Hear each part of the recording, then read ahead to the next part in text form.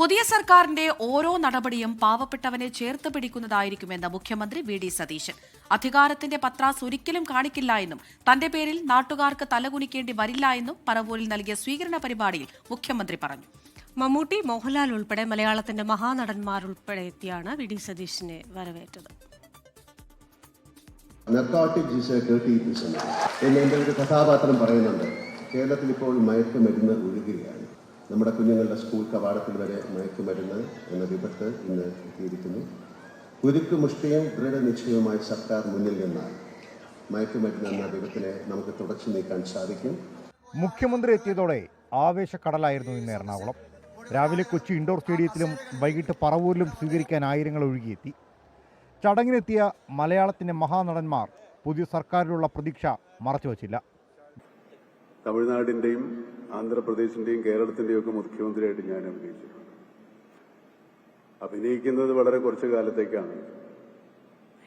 അഭിനയവും പരിചയവും കൊണ്ട് കുറച്ചുകൂടെ എളുപ്പമാകാവുന്ന ഒരു കാര്യവുമാണ്.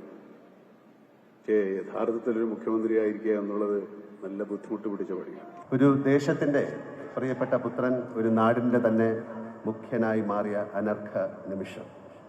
ഒരാളെ മുഖ്യമന്ത്രിയാക്കാൻ വേണ്ടി നാടൊന്നായി മുറവിളി കൂട്ടിയ അനുഭവം കേരള ചരിത്രത്തിൽ തന്നെ വിരളമായിരിക്കും. വി ഡി സതീശന്റെ സ്ഥിരതയാർന്ന പ്രവർത്തനമാണ് അദ്ദേഹത്തിന്റെ വിജയത്തിന് കാരണമെന്ന് ശ്രീകുമാരൻ തമ്പിയും എടുത്തു പറഞ്ഞു. മറുപടി പറയുന്നതിനിടെ മുഖ്യമന്ത്രി വികാരാതീതനായി.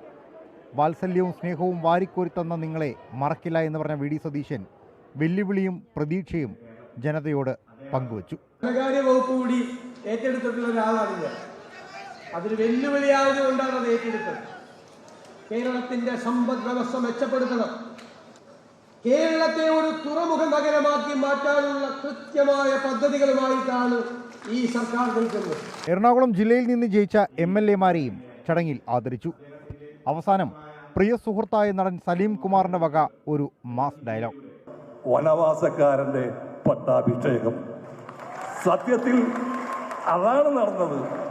വനവാസത്തിന് പോവാൻ നിന്നവരെ നിർബന്ധിച്ച് പട്ടാഭിഷേകം നടത്തിയ ഒരു പറ്റം ജനതയുടെ സായുജ്യത്തിന്റെ കഥയാണ് ഇപ്പോൾ ഇന്ന് നമ്മൾ കാണുന്ന ശ്രീ വി ഡി സതീശൻ.